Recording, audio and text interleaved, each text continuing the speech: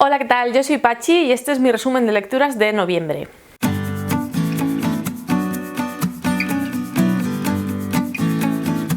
Bueno, durante el mes de noviembre completé 13 lecturas, sigo ahí que no remonto después del verano, pero bueno, tiene su explicación. A ver, digo, no remonto porque ha habido meses que he leído más de 20 libros y suele ser más o menos mi media en los últimos años. ¿Qué pasa? Que yo normalmente en verano siempre leo menos y luego vuelvo a leer más, pero este año no está sucediendo así. Este curso las niñas tienen más actividades extraescolares, Oscar tiene otro horario de trabajo y eso, entonces estoy teniendo mucho menos tiempo para nada y luego cuando tengo ese tiempo realmente pues estoy cansada y me apetece hacer otras cosas. No pasa nada, yo sigo leyendo cuando me apetece y eso para mí leer es un hobby y no me estreso ni para leer más ni para leer menos, así que nada, las cosas como se vayan dando. Aún así, 13 libros está bastante bien y estoy muy contenta sobre todo porque he tenido bastantes buenas lecturas. A ver, he tenido una lectura a la que le he puesto 2 estrellas y media, ahí aprobado raspado, porque realmente a mí no me gusta suspender libros, pero luego he tenido, creo que son 3 lecturas de 5 estrellas, así que estoy bastante contenta y nada, que allá vamos. En primer lugar, ya os digo, le di 2 estrellas y media a Blanco Letal de Robert Galbraith, que como sabéis es el seudónimo de J.K. Rowling, con el que publica esta serie sobre un detective que se llama Cormoran Strike, residente en Londres. Y bueno, este es el tercero o el cuarto libro, ya no sé, aquí no lo pone. Es el cuarto libro de la serie y la verdad es que me echaba bastante para atrás el que fuera tan largo y realmente es que le sobran páginas por todas partes. A ver, no estoy de acuerdo con las decisiones de los protagonistas, sobre todo de Robin. No me gusta cómo actúa, no me gusta cómo lleva las cosas y no sé, no las entiendo. Y luego, pues bueno, el caso no es que esté mal, la trama digamos que es un asesinato familiar, ¿no? Se centra en una familia más que nada. Y bueno, está bien, me gusta ese tipo de historias, me gusta mucho la serie Succession, la acabo de ver y la verdad que me gusta un montón y me gusta ese tipo de historias, pero me parece que a esto le sobra páginas, pero para aburrir. Son 746 páginas y yo creo que si lo hubieran dejado en 400 nos hubiera contado la misma historia, pero mucho más ágil y mejor.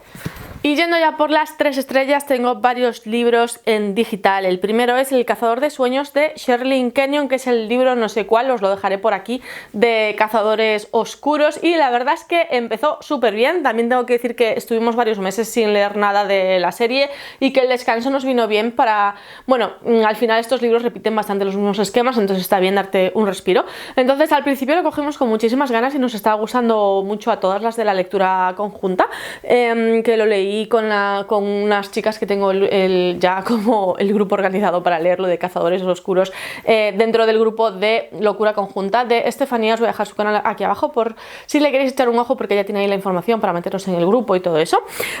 Bueno, eso, que al principio nos estaba gustando mucho a todas porque aparte se sale un poco de lo habitual, rompe un poco el esquema anterior de los otros libros porque nos trasladamos a Grecia en esta historia. Y en vez de cazadores oscuros tenemos a un Oneroi, que son así como guardianes de los sueños, vamos a decirlo así. Y bueno, al principio bien, pero luego es como que todo se resuelve muy fácilmente y no sé, que al final se queda un poco en agua de borrajas y un poco más de lo mismo. Así que bueno, seguiremos con la saga, pero que no ha sido el libro que más me ha gustado, ni mucho menos. Luego también le di 3 estrellas a Todo bajo el cielo de Matilde Asensi. Esta es una novela histórica de aventuras de este que nos tiene habituados Matilde Asensi. Se desarrolla, creo que es a principios del siglo XX o a finales del XIX, ahora mismo no estoy segura, pero por ahí, y se desarrolla en China, está ambientado en China. La labor de documentación de Matilde Asensi siempre es impresionante y ¿qué pasa? Que eso fue a mí lo que hizo que se me hiciera un poco pesado. Por un lado tenemos esta parte de aventuras que ya es un poco también el esquema que repite siempre Matilde Asensi en este tipo de libros, que es unas personas están buscando algún objeto, algún tesoro, algo que tienen que conseguir descifrar y para ello tienen que ir pasando por diferentes pruebas, ¿no? Entonces eso lo volvemos a tener aquí y luego además tenemos la parte histórica que se centra mucho en explicarnos cosas del chi y cosas así que a mí no me interesan tanto, y entonces esas partes se me hicieron un poquito pesadas, la verdad, pero bueno, es un libro entretenido sin más, tampoco tiene muchas más pretensiones, no es lo que más me gusta de Matilde Asensi este libro, pero bueno, tampoco ha estado mal. También le di 3 estrellas a Tren Bala de Kotaro Isaka, que es un libro que escuché en audiolibro. Resulta que me he enterado que también tiene película, así que no sé si está para ver en alguna plataforma o no, porque creo que es reciente. Y bueno, este es un thriller que ocurre en el Tren Bala, en el Shinkansen, y tenemos a ver cómo lo digo, en ese tren van varios asesinos a sueldo y cada uno tiene una misión y es como que se van poniendo unos en el camino de los otros, y entonces tenemos múltiples perspectivas, lo cual está bien, pero yo creo que al final un poco lo que me pasó con el de Cazadores Oscuros, que es como que empieza muy bien y me parecía un planteamiento muy interesante y que tiene ciertos personajes y también me parecieron interesantes, pero luego es en plan de una serie de catastróficas desdichas y de casualidades y de todo, que es en plan de ¿qué más me vas a contar? O sea, yo me tengo que creer lo que me estás contando dentro del pacto de ficcionalidad que hay entre escritor y lector, y la verdad es que no, se me hizo todo así como muy absurdo hacia el final, ya en plan de venga, ¿qué más va a pasar? Y no sé, que bueno, ya está, me lo he leído y sin más. Me veré la peli seguramente, porque yo creo que es una de estas palomiteras, así que puedo ver con Oscar aquí en el sofá de nuestra casa con unas palomitas tranquilamente, pero que ya está, no me ha cambiado la vida ni mucho menos. Me hacía gracia también porque nosotros en nuestra luna de miel fuimos a Japón y fuimos en el Tren Bala, y entonces pues como que me hacía gracia y todo eso, ver eso otra vez, pero bueno, al final no deja de ser algo anecdótico lo del Tren Bala. Luego le di 3 estrellas a La Esfera Luminosa de Cixin Liu. Si habéis visto algunos de mis vídeos de TBRs y de pendientes y eso, sabréis que este libro lo tenía pendientes de hacía muchísimo tiempo en el Kindle. No sé por qué, sin ser yo una persona de ciencia ficción, compré este libro. Sería una oferta flash que yo diría, pues venga, ¿por qué no? De estas que te costaban 1 euro o yo qué sé. Y la he ido dejando aparcada en mi Kindle desde 2019, la compré porque yo, es eso, no soy una persona de ciencia ficción. Y tú ves este libro y ya dices, ¿esto es ciencia ficción dura? Sí, es ciencia ficción dura, tiene mucho peso el lado de física y todo eso, entonces a mí se me hizo duro de leer, se me hizo difícil, se me hizo complicado de leer. No es esto que te lo leas en un momentito, no, le tienes que dedicar tu tiempo y eso. Trata sobre un chico que, a ver, un chico en China, cuando cumple 14 años, el día que cumple 14 años, de repente una esfera luminosa entra en su casa y fulmina a sus 2 padres, o sea, a su padre y a su madre. Entonces él quiere dedicar el resto de su vida a investigar ese fenómeno de la naturaleza que son estas esferas luminosas, y es a lo que dedica su vida y es de lo que va el libro, básicamente. A ver, el libro tiene mucho más, como es habitual también en la ciencia ficción, tira mucho sobre lo político y criticar los regímenes autoritaristas y los fanáticos tanto religiosos como de armas y cosas así, cualquier tipo de fanatismo, eso está muy criticado en este libro también, pero eso tiene muchísimo peso la parte de física, y eso a mí, la parte de física, la parte sesuda, la parte de explicaciones científicas, que a mí la verdad pues se me hizo complicado, porque ya digo que no soy una persona a la que le guste mucho la ciencia ficción ni la ciencia en general, soy una persona de letras. Entonces bueno, está bien, me alegro de haberlo leído, porque de vez en cuando me gusta salir de mi zona de confort y probar cosas diferentes, porque oye, al final no sabes, ¿no? Siempre puedes encontrar algo que te guste dentro de un género que a priori no sea el tuyo, pero bueno, ya está, me lo he leído y me alegro de haberlo hecho, pero ya. Y ya en el camino de las 4 estrellas volvemos a mi género, que es la fantasía, y entonces inauguramos las 4 estrellas con El Clan de los Libreros Magos de Garth Nix. Este es un libro que escuché en audiolibro, en Storytel, y está bastante bien, me pareció bastante original. Se centra en la historia de una chica que vive en Inglaterra en los años 80. Su madre es una hippie medio colgada, que no se entera de nada, y ella dice, bueno, mi padre le dio las drogas muy duro cuando era joven, y entonces ahora pues se le va a la cabeza y no le da más vueltas.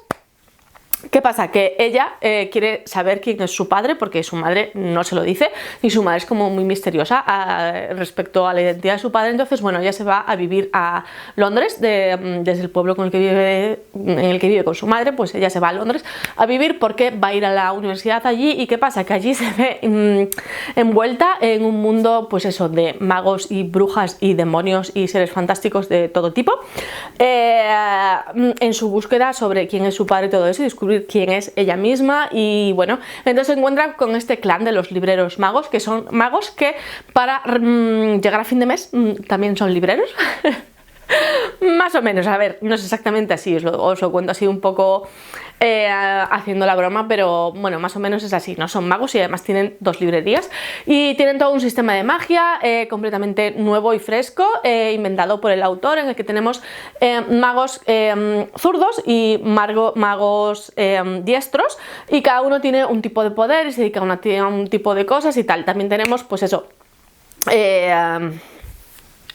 romance adolescente, aunque no tiene un peso muy grande, y un personaje que tiene género fluido, vamos a llamarlo así, lo cual me pareció también bastante interesante. Y nada, más que nada me gustó también la ambientación de Londres de los años 80, es algo que me gusta bastante, y sobre todo que me pareció original el sistema de magia, no tanto la historia en sí, al final de la chica que busca sus orígenes y tal, y que al final pues es algo más de lo que ella se piensa que es y todo eso, pero bueno, que me pareció original y que está bastante bien. Y siguiendo con otro libro de fantasía con un sistema de magia original, también le di 4 estrellas a El ritmatista de Brandon Sanderson. Este es un libro de fantasía juvenil en el que el sistema de magia es un poco peculiar porque se hace a través de tiza, dibujos de tiza que cobran vida, por así decir, y que hacen diferentes cosas, ¿no? Según también cómo hagan los dibujos, los hacen también con círculos, con líneas y todo eso, así un poco técnico todo. Sabemos que Brandon Sanderson es un maestro a la hora de crear sistemas de magia originales, este para mí lo es. Y nada, bueno, pues tenemos a un chico que vive en un colegio para ritmatistas, que son las personas que tienen este tipo de magia, pero él no es un ritmatista, sino que pertenece a los no mágicos que van a ese colegio, porque aparte de tener la parte de ritmatistas, tiene una parte de colegio normal, pero como para la élite. Él no es ni ritmatista ni élite, pero como es el hijo de un empleado de la escuela, pues entonces puede estudiar allí como una beca. Entonces, ¿qué pasa? Pues que nos encontramos con un mundo que está en lucha contra un tipo de seres. Entonces los ritmatistas están siempre luchando contra este tipo de seres que no puedan salir de donde los tienen confinados para que no ataquen al resto del mundo.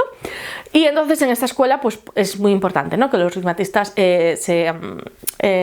estudien y se gradúen y eso, y puedan llegar a luchar contra estos seres. ¿Y qué pasa? Pues que en la escuela empieza a haber desapariciones misteriosas y bueno, pues nuestro chico se ve inmerso en todo eso y quiere investigar y tal, y por ahí van los tiros de este libro. Me gustó mucho. A ver, no es lo mejor que tiene Brandon Sanderson, pero tampoco me parece lo peor. No me parece lo peor que he leído de Brandon Sanderson, vamos a dejarlo ahí. Y nada, eso, que está bastante bien. Sí que tengo que decir que este libro está... yo al principio pensaba que era un libro autoconclusivo, no lo es. Pertenece a una serie que no se sabe cuántos libros son, porque Brandon Sanderson la tiene aparcada, y eso que termina de una manera que tú dices, yo necesito seguir leyendo esto, y resulta que no lo vas a poder leer porque esta serie está como aparcada porque el señor Sanderson se está dedicando a otras cosas como El archivo de las tormentas y Escuadrón y todo eso. Luego le di 4 estrellas a O último barco de Domingo Villar. Es el tercer libro entre la serie del detective Caldas. Lo tenéis en castellano también, os voy a dejar por aquí la cubierta. Es El último barco, tampoco tiene mucho cambio el título en castellano. A ver, este, como podéis ver, es un thriller también bastante tocho. Sin embargo, este no se me hizo pesado en ningún momento. También tengo que decir que me lo leí con una especie de melancolía porque el autor falleció en mayo de este año. Y entonces saber que va a ser el último libro del autor y todo eso, pues aparte falleció muy joven, ¿no? Y pues eso, lo leí como con una especie de melancolía y eso, porque, no sé, es como que tiene sentido que este sea el último libro de la serie, porque tiene también no sé, ese sentido ese sentimiento, ¿no?, de melancolía, de eso, el último barco, no sé, cosas que tengo yo en la cabeza. Digo que es el tercero de una serie, pero realmente no hace falta que leáis los 2 anteriores para leer esto, porque cada caso es independiente. Y aunque todas estas series de inspectores tienen lo que es el trasfondo de la vida personal de los propios inspectores, aquí no es algo que tenga mucha relevancia y no es una persona que tenga relaciones, por ejemplo, no tiene una relación amorosa que tú tengas que seguir a lo largo de los libros, no. Es más bien su relación personal con sus padres, con sus compañeros, con su padre, con sus compañeros y tal, pero no es algo que tenga mucho trasfondo, así que puedes leer este libro simplemente si es el único que te llama la atención. Trata de una chica que es profesora en un taller de artesanías y de cerámicas y eso, y desaparece. Y entonces, bueno, pues es la hija de un médico muy famoso, con mucha importancia en Vigo, y entonces pues es como que este es el que presiona un poco a la policía para que encuentren a su hija sin montar mucho escándalo y tal. Entonces se centra eso, en la investigación de qué ha pasado con ella. Y nada. Ya digo que a mí me ha gustado mucho, pero que tampoco sé decir muy bien en qué punto es que me ha tocado personalmente por todo eso que ya os he dicho y cuánto es que realmente el libro sea tan bueno. A ver, a mí me gusta mucho este autor, no digo que que las 4 estrellas enteras sean solamente por eso que yo sentí al leer el libro, pero bueno, que no sé, a mí es un autor que me gusta mucho, un buen autor de thriller de nuestro país además, que está bien apoyar. Y nada, también le di 4 estrellas a Quien pierde paga, de Stephen King. Es el segundo libro dentro de la trilogía de Mr. Mercedes.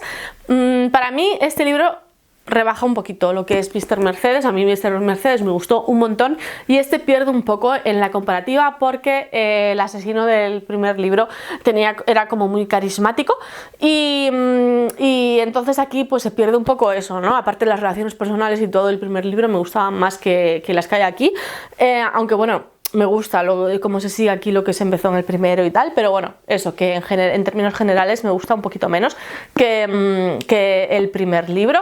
En este caso tenemos el asesinato en las primeras páginas de un escritor, porque, tema recurrente en Stephen King, un fan suyo piensa que ha llevado por malos caminos a un personaje protagonista, entonces bueno, pues lo asesinan y se quedan con su dinero y con unos cuadernos en los que estaban las siguientes partes sobre ese personaje, ¿no? Y bueno, tenemos otra vez multiperspectivas y el mismo inspector que en la primera parte, con la misma pandilla que lo rodeaba también en la primera parte, y nada, es todo bastante continuista. Y lo que sí que es eso, que para mí pierde un poquito. Sí que es verdad que tiene ciertas escenas que te transmiten muchísima ansiedad, que lo hace muy bien Stephen King. A ver, es que es un maestro de la escritura este hombre, y la verdad que te transmite ese desasosiego de una manera bastante fuerte. También hay algunas escenas muy fuertes de abuso sexual, eso sí que os lo digo también por si es algo que os eche para atrás. Y luego entramos ya en las 5 estrellas, y es que tengo no 3 sino 4 libros a los que le di 5 estrellas durante el mes de noviembre, lo cual me parece una auténtica pasada. En primer lugar, le di 5 estrellas a El ABC de Edgar Allan Poe. Tengo que decir que si fuera solamente el texto sin las ilustraciones y todo eso, no se llevaría las 5 estrellas sino las 4, pero bueno, le doy un extra porque me parece que las ilustraciones y en general la edición están muy bien cuidadas. Hice un vídeo de libros ilustrados en el que os enseñaba un poquito más en profundidad este abecedario, así que os lo voy a dejar en la cajita de información también por si le queréis echar un ojo. Simplemente, bueno, pues empezamos con un libro, un personaje o algo relevante sobre la figura del autor o sobre su obra relacionado con cada letra, ¿no? Por ejemplo, A de Annabel Lee, el famoso poema que me encanta de Annabel Lee, y así seguimos, ¿no? La verdad que me gusta mucho, me parece que está muy bien documentado y sobre todo eso, me parece que la conjunción de las imágenes con el texto está muy bien. Las imágenes son todas así como veis, con este color oro, y la verdad es que son muy bonitas. Luego le di 5 estrellas a El Villorrio de William Faulkner. Faulkner es un escritor que a mí me encanta, pero hacía muchos años que no leía nada de él. Este libro para mí Es más fácil de leer que otros libros que tiene el autor, en los que a lo mejor es un poco más modernista y tal, y más experimental. En este libro no vemos eso tanto, si bien también tiene algunas partes que te pueden confundir. Eso es algo que le gusta mucho a Faulkner, intentar confundir al lector en cuanto a qué personaje está haciendo qué. Pero bueno, tenemos eso, una villa, una aldea, un pueblo pequeño, al que llega una nueva familia. Y vemos cómo al final esta familia domina todo el pueblo, ¿no? Poco a poco se van metiendo en todo, van ganando todo, van cambiando toda la vida del pueblo, ¿no? Eso es lo que nos muestra Faulkner en este libro, en esta novela. Era un maestro de la escritura y ya digo que le gusta mucho eso, jugar con el lector, jugar a confundir. En este caso tenemos muchas veces que empieza un capítulo sin decirnos quién está narrando, entonces por cómo se relaciona el personaje con la gente que tiene a su alrededor, pues tienes que ir adivinando de quién se trata. Pero bueno, ya digo que para mí es una novela más fácil de seguir que otras que tiene Faulkner, o sea que si os llama la atención el autor, este libro me parece un buen lugar por donde empezar. También le di 5 estrellas a La emperatriz Románov de C.W. Gardner. Este es un libro, es una novela histórica que se centra en la vida de la madre del zar Nicolás II. Vemos como ella desde su infancia hasta prácticamente su fallecimiento, vemos cómo ella vivió todo este declive de la familia de los zares, cómo ella intentaba mediar entre lo que el pueblo quería y lo que su hijo estaba haciendo, sobre todo porque vemos como, bueno, los conflictos no empiezan con su hijo, sino que ya cuando con su marido había estos problemas, pero tanto su marido como ella supieron llevarlo de otra manera. Vemos el peso que tuvo esta mujer dentro de la diplomacia, su labor social de colaboración con la Cruz Roja y con diferentes orfanatos y todo eso, su labor humanística. Vemos cómo tuvo su enfrentamiento con la mujer de su hijo, de Nicolás II, porque no estaba de acuerdo con cómo estaban llevando las cosas, con cómo estaban reaccionando a lo que el pueblo quería y exigía. Vemos cómo sus miedos se van cumpliendo, ¿no? Y bueno, no sé, a ver, es una obra muy subjetiva, pero no me parece que esté mal hecho, porque está narrado en primera persona por ella misma. Entonces, obviamente cuando uno está contando su historia no es objetivo, ¿no? Obviamente cada uno no es el malo de su propia historia, entonces ella cuenta las cosas desde su perspectiva. Yo, después de terminar este libro, estuve leyendo sobre la figura de Dagmar y sí que he visto eso, ¿no? Que hablan de que realmente ella sí tenía una mejor relación con el pueblo, que el pueblo tenía una mejor idea de ella que de su hijo y de su nuera, que terminaron como terminaron y entonces bueno, en general me parece que es bastante fiel, pero a ver, que lo que tiene de subjetivo también me parece normal, ¿no? Porque está eso, ella misma contando su historia. Quizás si se hubieran hecho las cosas de la manera que ella decía, todo hubiera terminado igual, pero eso nunca lo sabremos. Y no sé, me parece que es una historia que, a pesar de que abarca tantos años y de que entra en conflictos diplomáticos y habla mucho de política, me parece que lo hace de una manera ágil y muy llevadera de leer.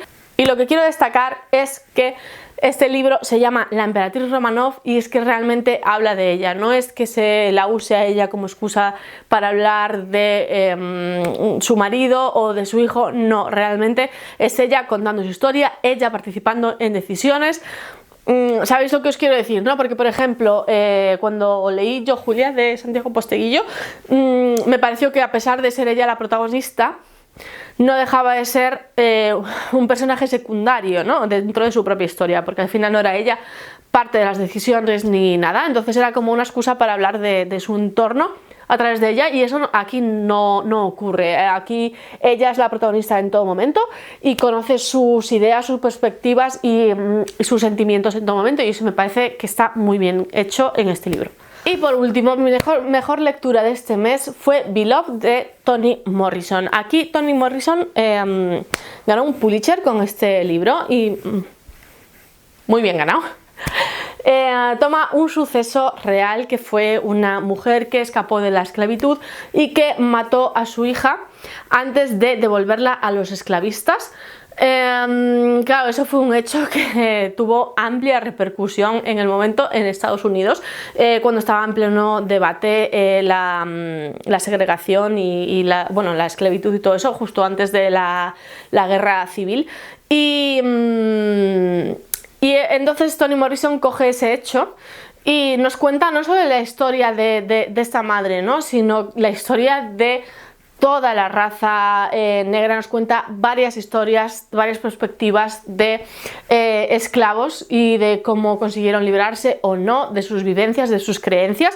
Y luego Toni Morrison, en el prólogo de este libro, dice que ella quería darle la figura no solo a la familia y eso, sino a esa niña que fue asesinada, y realmente lo consigue. Es un libro que podemos decir que es de novela histórica, pero también es un libro no me sale la palabra ahora mismo, de realismo mágico, porque tenemos diferentes elementos paranormales que se ven como algo cotidiano dentro de la vida. No es un mundo de fantasía, pero sí que es un mundo en el que se dan diferentes fenómenos paranormales, como la presencia del espíritu de la niña en la casa. Entonces, bueno, me parece que lo mejor que tiene este libro es la manera de narrar de Toni Morrison. Nos enseña un poco el descenso a la locura del personaje principal. Entonces hay veces en los que eso lo refleja muy bien en su escritura, un poco inconexa y muy a flor de piel, muy gritando los sentimientos a pleno pulmón, y no sé, me parece desgarrador y me parece, no sé, un libro muy necesario y muy relevante, y no sé, que ya os digo que ha sido mi mejor lectura del mes y va a estar en mis mejores lecturas del año, seguro, seguro, seguro. Y nada, esto es todo por este vídeo. Muchas gracias si te has quedado hasta el final. Espero que te lleves alguna recomendación y nos vemos en el próximo vídeo. Un saludo.